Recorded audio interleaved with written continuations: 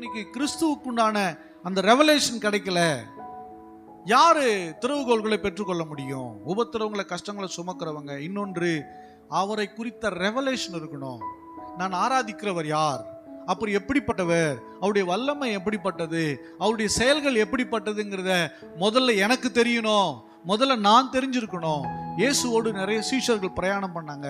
12 சீஷர்கள் பிரயாணம் பண்ணும்போது அப்போ அந்த சீஷர்களை பார்த்து திடீர்னு கேட்குறார், நிறைய அற்புதங்கள் நடத்திட்டு வரார். அப்போ கேட்குறாரு, எல்லாரும் என்னப்பா சொல்கிறாங்க அப்படின்னு கேட்கும்போது, நீங்கள் தான் எரேமியான்னு சொல்கிறாங்க, சில பேர் எலிசான்னு சொல்கிறாங்க, சில பேர் எலியான்னு சொல்கிறாங்க, இவர் மோசே மாதிரி இருக்கிறாருன்னு சொல்கிறாங்க, தீர்க்கதரிசியில் விசேஷமானவர்னு சொல்கிறாங்க அப்படின்னு சொல்கிறாங்க. அப்போ நீங்கள் என்னப்பா சொல்கிறீங்கன்னா ஒரு சைலண்ட். கூட போன மற்ற எல்லா சீஷரும் ஃபுல் சைலண்ட், அமைதியாக இருக்கிறாங்க. ஒவ்வொருத்தருன்னு சொல்லிட்டு நீங்க என்ன நினைக்கிறீங்க அப்படின்னு கேட்டால் எல்லாருமே சைலண்ட் ஆகிட்டாங்க. ஆனால் பேதுரு சொல்றாரு, நீர் ஜீவனுள்ள தேவனுடைய குமாரனாகிய கிறிஸ்து அப்படின்னு சொன்னார் பாருங்க. உடனே அவர் அப்ரிஷியேட் பண்றார், இயேசுக்கு உடனே அவரை பாராட்டுறார். உனக்கு பேதுருவே, நீ கல்லா இருக்கிற, இது மாம்சம் ரத்தம் உனக்கு என்ன பண்ணல, இதை வெளிப்படுத்தல, பிதாவே உனக்கு வெளிப்படுத்தினார். ஆகவே உன் மேல என் சபையை கட்டுவேங்கிறார். அது மட்டும் இல்ல, பரலோக ராஜ்யத்தின் திறவுகோள்களை நான் உன் கையில ஹேண்ட் ஓவர் பண்ணுவேன்றார், கொடுப்பேன்னு வாக்கு பண்றார். அப்போ இயேசு கிறிஸ்துவை குறித்த ரெவலேஷன், நான் ஆராதிக்கிறவர் யார், திருச்சபை என்ன, சகோதர சிநேகம் என்ன, தேவன் எனக்கு கொடுக்கிற உபதேச வார்த்தைகள் என்ன, இதனாலே நான் என்ன அடைய போகிறேன், அநேக திறவுகோள்களை நீங்கள் அடைவீர்கள். அல்லேலூயா. அதனால தான் அவர் படிப்பு கம்மியா இருந்தாலும் அவர் பிரதான அப்போஸ்தலனாய் உருவாக்கினார். ஏன்னா இங்கே உங்களுக்கு படிப்புல வேணா குறைவா இருந்துடலாம், ஆனா வேதத்தை குறித்த ரெவலேஷன் உங்களுக்கு கரெக்டா இருக்கணும். நான் ஆராதிக்கிறவர் யார், நமக்கு எல்லாமே எப்படி சொல்றது, நெகட்டிவா தான் நிறைய தெரிஞ்சு வச்சிருப்போம். டாக்டர் சொல்லுவாங்க, இது ஆகாதுங்க, இது நடக்காதுங்க, இது முடியாதுங்க அப்படிலாம் சொல்லியிருப்பாங்க.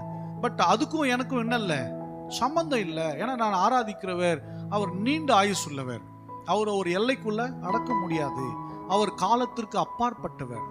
அல்லேலூயா. நீங்க எப்படி நீங்க அவரை புரிந்து கொள்றீங்களோ அதன்படி தான் அவர் செயல்பட ஆரம்பிக்கிறார். நீங்க எப்படி புரிஞ்சுக்கிறீங்களோ அதுதான் அங்க வேலை செய்ய ஆரம்பிக்கும். அதனால யார் அது பொறுப்பாளி? நீங்க தான் பொறுப்பாளி. வாசிக்கலாமே, அவரை குறித்து தேவன் வெளிப்படுத்துகிறார். யாத்ராமத்தின் புஸ்தகம் 3ஆம் அதிகாரம் 14ஆம் வசனம் வாசிங்க. இருக்கிறவராகவே இருக்கிறேன் என்று மோசேயுடனே சொல்லி இருக்கிறேன் என்பவர் என்னை உங்களிடத்துக்கு அனுப்பினார் என்று இஸ்ரவேல் புத்திரரோடு சொல்வாயாக என்றார். இருக்கிறவராகவே இருக்கிறேன் என்கிறவர் என்ன உங்ககிட்ட அனுப்புனா சொல்லு. யார் உங்களை அனுப்புனாரு அப்படின்னு கேட்டா, இருக்கிறவரா இருக்கிறேன் அப்படின்னு இருக்கிறவர் சொல்றாரு அப்படின்னு சொன்னா எப்படி இருக்கும்? நக்கல் பண்றியா? அப்படிதானே? அவர் என்ன சொல்வாருன்னா, எப்போது நான் இருக்கிறேன். யாருன்னா என்ன அர்த்தம்? நான் தான் சொன்னேன்னு சொல்லு போ. நீ யார நினைக்கிற, என்ன கடவுள் நினைக்கிறியா? நான் தான் சொன்னேன் போ அப்படிங்கிற.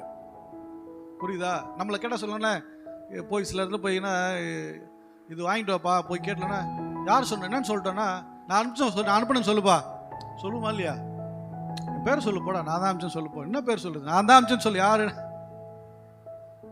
அங்க இருக்கிறவருக்கு தெரியும், என்கிட்ட இந்த பொருளை வாங்க சொல்லி அனுப்புற யாரா தான் இருக்கணும், அவரா தான் இருக்கணும்.